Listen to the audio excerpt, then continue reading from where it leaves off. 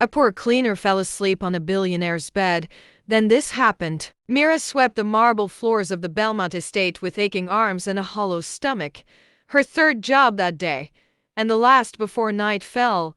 She wasn't allowed upstairs, but no one ever noticed her anyway, not the glittering guests, not the security, not even the billionaire himself, Dominic Hale. But exhaustion, like gravity, is a law no soul escapes. Curiosity and fatigue lured her up the spiral staircase. In the master suite, moonlight poured through a glass ceiling. She lay on the pristine bed just for a moment, just to rest her spine.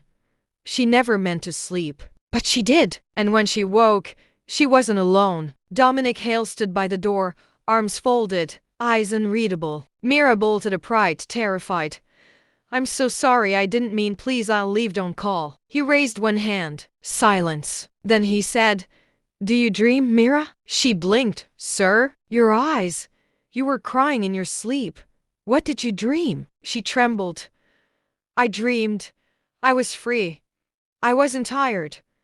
I had a little bookshop by the sea. People came. Not to be served, but to sit, to talk, to be." He nodded, as if that explained everything. "You can stay," he said. "What? Sleep here every night? No questions." Mira was too stunned to speak, but she did return. And for weeks, after her shifts, she came to sleep always in the same room, always alone.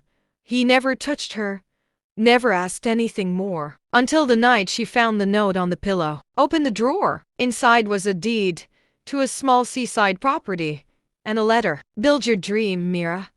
You gave me peace I didn't know I needed.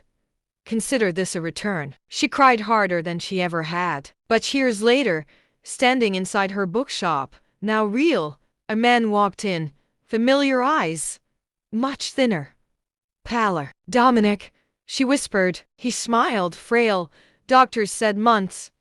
I chose weeks." "Why here?" He handed her a worn envelope. "Open it when I'm gone." She tried to stop the tears, but he was already walking out. He died 3 days later. In the envelope was no will, no last confession, only a photograph. Her, sleeping, tears on her cheeks. And on the back, in his hand, "You reminded me what it meant to dream, and now I go peacefully, because I gave one back." Unpredictable, unfathomable, and yet somehow completely true.